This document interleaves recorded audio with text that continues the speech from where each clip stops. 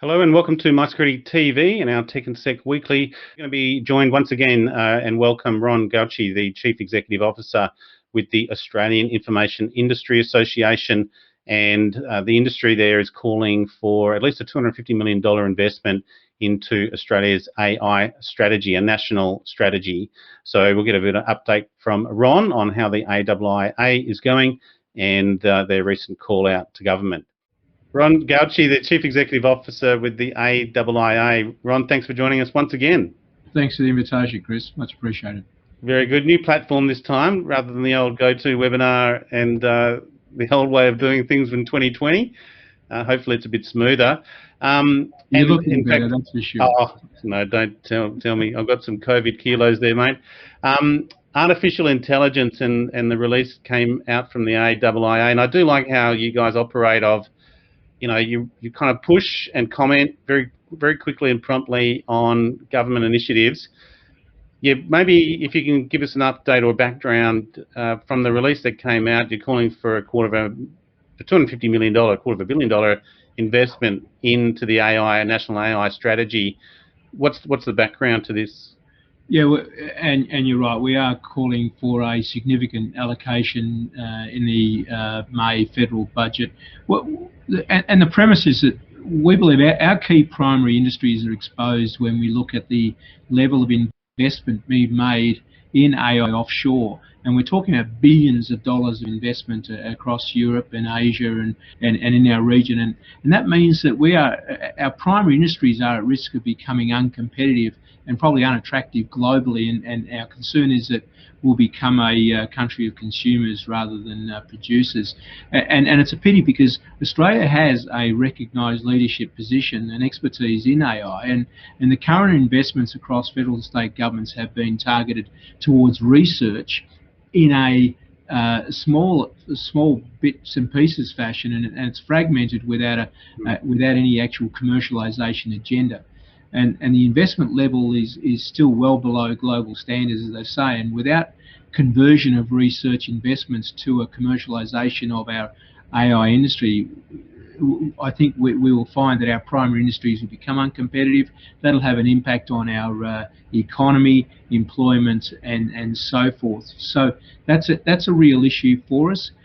All of the research, all of the papers around this have suggested that if we get the AI investment right, this could be an additional 255, at worst, a $255 billion economy revenue injection over the next 15 to 20 years. So it's not insignificant. The returns are great if we do this correctly.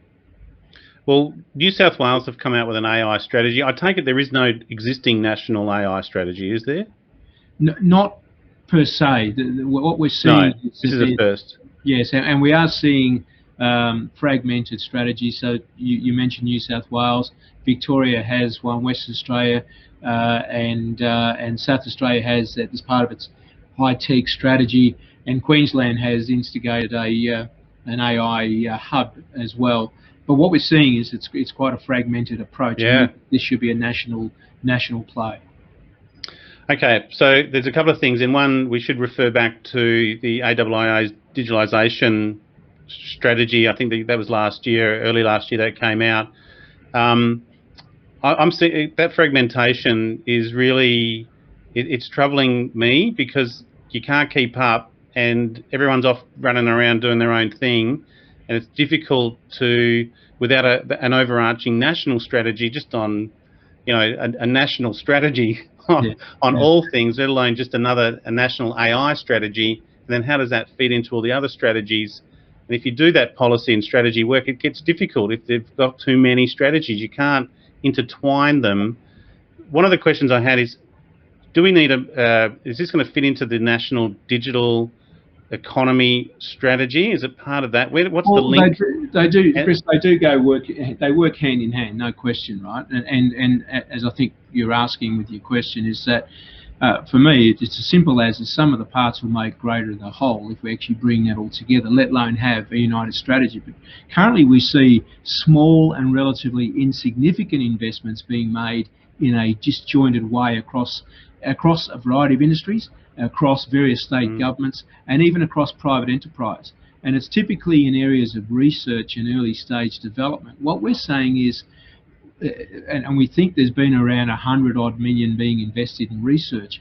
For this to turn into that potential $255 billion industry, we need to actually commercialise those assets. So we believe that we should be aggregating our resources, commercialising our assets, and creating new globally competitive markets, leveraging our domestic primary industries. What do you think it looks like? What do you think on the ground that will look like? Is it really matching the industry to the research, or accelerating that research out to be commercialised? And what are your members saying? Obviously, this is member driven as well, and you've got some big players in that market. How do you think it needs to be brought together? What would be the key things you'd be looking for? Well, I think it's a combination of all the above. I think it's taking what each of the states are currently doing in a smaller way and bringing those together for the collective resourcing of what our industry has to offer. We've got incredible organisations, both the small to medium enterprises doing great things in AI, as well as larger organisations as well. We believe that by bringing us together as a national interest, and we as AIIA believe we can drive that as an independent organisation, independent of brands, independent of government influence, if you like, bring together the skills agenda, understand what the skills requirement is going to be in the demand, and bring and work with other industry associations across our primary industries to create globally competitive industries powered by the innovation technology that's available. And I think, therefore, as I say, we can become leaders in this space. We can retain our skills and our IP, if not actually attract new skills and new IP. But what I think the mechanics of the way we would like to see it work is that we believe you need to understand where the winners are, give them the support necessary, and it's not just about giving them seed capital and the likes. It's about skills, it's about understanding markets, it's about networks, it's about a whole lot of different things. And unless you have a national strategy and you have a clear strategy, then we won't ever realise that potential, Chris. Do you think it got missed out a little bit with the priorities there with space and advanced manufacturing, or do you think it's in there and hence why it needs to be linked into those national priorities? I mean, that's one thing I did like from the government in terms of at least we've got those 6 primary priorities, and then we can sort of plug in whatever we're doing. Because I was going to say, where is Australia's sort of low-hanging fruit in this? Because it's quite a large area. AI can be applied to all industries. Is it going to be, do you think, industry-focused and get into our sort of niche areas? Yeah, look, firstly, it's the latter of your scenario. So yes, it's embedded in a number of investments in those industries, and the government is right to focus on particular core industries. We can't be all to everyone, so I think that comes back to my earlier comment about picking the winners and identifying which industries are going to give us a competitive edge. The beauty of what we're talking about here, Chris, is with AI across those industries, across our primary industries, is that it's not dependent on where we are or how big a country we are. It's not gender specific. The beauty is the technology we have. We can lead the world without having to be, you know, a big population or be located in the Northern Hemisphere. And I'll give you a very simple but powerful example of what I mean by that. Our AIIA Awards program, which you know about, we've been running for 30 years, attracts entrants and innovators across the country, and we get hundreds of entries per year. More than half of the entries we got last year were around AI across the small to medium business sector. And a number of those actually, and in fact a number of winners, came from the education sector. Yep. In fact, some of those even secondary school students, right? So I use that as a simple example of how much talent we have in this country that's being untapped and unsupported and sadly unfunded. And that's why we think that by having a significant investment like we're calling on the federal government to put in the May budget, that'll give us the opportunity to, as an industry, helping other industries become much more enabled with the use of technology as a driver of their own industries in their own national economy. I was going to come back to skills, but you've just touched on the money. How did you come up with that amount? And is it a concern that you're not hearing enough about the funding? Yeah, where's the funding push come from on that front? We have created, firstly, that there's no shortage of information in the market in terms of where the opportunities are and what the investments are that are required. So all of our business planning and all of our modelling is well researched from independent sources, and they're fairly consistent. So we're confident that the business models that we're working on, we're confident the numbers behind that, and those numbers include skilling up, cross-skilling, upskilling our workforce, as well as providing in some cases seed funding, but also identifying through research other opportunities. And it is our intention actually that if we can turn this into a true success story, we can actually refund back the research component and take some of that pressure off the federal government. That's how confident we are that this opportunity will create further opportunity down the track. And the duration of a strategy like this as well, that time frame, sort of the national cybersecurity strategies are around that 3 to 4 year period, and most strategies are of that. But then sort of the funding that came out from cybersecurity, for example, started to talk 10-year time frames. What's your time frame mindset on this as well, on how far forward they should be looking at? Well, I think, as I said earlier, the reports show that we could turn this into a substantial multi-billion-dollar industry over the next 15 to 20 years. I think just to focus on that important part of your question is look at how much opportunity is being created in AI and how much innovation has been introduced, focusing on AI in the last couple of years. If we don't get this right in the next 2, 3, maximum 4 years, then we'll have missed not only a critical opportunity, but we will lose our competitive edge, we'll lose our skill base, and to me, I think that would be an absolute travesty given our positioning at the moment. But it does require investment. It's an aggregated investment, and it needs to be a national strategy. And we believe we can assist both the federal and state governments in bringing that all together. On the skills development, and kind of the last question on sort of the skills, is it also skills development on displacement of skills as well with AI, or is it just focused on the technology and that innovation and the commercialisation, or do you think that can be picked up elsewhere, but just things around displacement? Yeah, it's a really good question, Chris. I think the trends overseas are that the AI industry is creating significant employment opportunities. Where there is displacement, it's usually in the mundane roles where people are looking for more interesting roles and challenges anyway. So if anything, AI is providing both automation and simplification, if you like, of those roles, allowing people to do more interesting things. So, for example, and I've spoken about this at conferences, look at the role of AI in education. By providing the analytics and the AI technology that exists in education, what's happening is we're allowing teachers to actually get on with what they enjoy doing, which is teaching, and teaching in better ways and newer ways, and therefore creating a better experience for both the teacher and the student.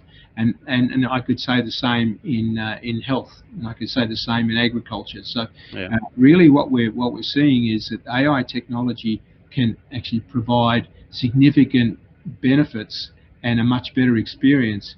So I don't see it as displacement. I think if anything, it's more replacement, if you like, of mundane to interesting. Yep, absolutely. It's a good segue from, we spoke to AMTAR, the Australian Mobile Telecommunications Association, last week on 5G and, AI, 5G, and there's a whole bunch of others coming through. It is definitely a priority area in terms of the technology. It's potentially also a one-off opportunity, as you say. If we don't get it right, this decade is going to be a wild ride as it is. We can't fall behind, but there's some absolutely amazing opportunities in this space. So, look, Ron, thank you so much. So this is the May budget. What would be your response if it's not sufficient, or are you pretty confident that the government will have this all sewn up and ready? Well, whoever knows. Yeah. I'm not about to put my job on the line on it and make a prediction, but I think, in answer to your question, we as an association has worked very closely with the federal and, in fact, state governments. We do believe that they're hearing what the industry has to say, and I also think that we've seen responses from the federal and state governments, particularly the COVID white paper that we presented midway through last year, has resulted in some significant changes, including the appointments of digital ministers around the country responding to that. If I look at around the Prime Minister's cabinet now, we have 6, 7, maybe 8 ministers who have had exposure to our portfolio that understand the opportunities that information technology can present to other industries, and our job is to work with those industries to make sure that they do understand the opportunities that innovation technology can bring for them to be globally competitive, creating employment opportunities, all for the good of our national economy. Very well put, and very diplomatic too. I like it. We did do a cybersecurity panel late last year, expecting a cybersecurity minister, and then it didn't happen. But I'm sure, as you just mentioned, how that cabinet is stacked, digital and AI should be up the top. So it'll be an interesting one to watch. Any calls to action for your members, Ron, or what you'd like to push out other than this one for AI and sufficient spending? I just think we are far more effective when we are with one voice, using the same language, delivering the same message, Chris. So these opportunities that you present with your program here is terrific for us, because we are able to deliver that message, and hopefully it resonates with your viewers. Beautiful. Well, look, Ron Gauci, the CEO of the Australian Information Industry Association, or the AIIA, thank you very much for joining us. I think this is our 3rd or 4th time to have both yourself. We had your operations officer on before as well. So let's fingers crossed for the Australia's national AI strategy. Ron, thank you very much. I'll let you go, and I do appreciate your time. Thanks, Chris. Appreciate it. Enjoy your day. Cheers. Okay, very good. Just slightly, we're about 45 minutes today. Let me just finish off, as we do, with our report of the day. Overselling the SCADA workshops. If you're in SCADA, that's OT and IT, and for cybersecurity. And again, everything we've been covering off, we talked about AI just then, and then OT, and with the 5G coming through, cybersecurity will be in all of these. If any industry is applying AI, it's the cybersecurity sector as well, with behavioural analytics and the like. So just on my report of the day, and this kind of covers off a little bit on that too, this is Checkpoint's Mobile Security Report, and their key findings from their latest Mobile Security Report 2021, Insights on Emerging Mobile Threats. That one on the bottom left, in fact, let me just pop that up so you can read it. 60% mobile workforce population forecast. So 60% of the US population by 2024 will be mobile workers, up by about 18 million or so, nearly 20 million in the next 2 to 3 years. Key findings, number one, COVID-19 is the new app attack premise. So if you're on your mobile app, make sure you are using trusted apps for your COVID-19. Ransomware has gone mobile, and in the case of Lucy, a malware as a service botnet and dropper for Android devices. Number three, mobile devices are inherently vulnerable, as uncovered by Achilles, a Checkpoint research, where it noted that over 400 vulnerable pieces of code were found within a Qualcomm DSP chip. And the significance of this cannot be understated, with Qualcomm providing chips for over 40% of the mobile phone market. Number 4, mobile device management is a powerful new attack vector. Cerberus malware variant that infected over 75% of one company's devices via its corporate-owned MDM. And the last one there, number 5, major threat groups are focusing on mobile, conducting elaborate and sophisticated targeted attacks, improving their mobile arsenal with capabilities that have yet to be seen on mobile. And it's one of the key aspects of iOS.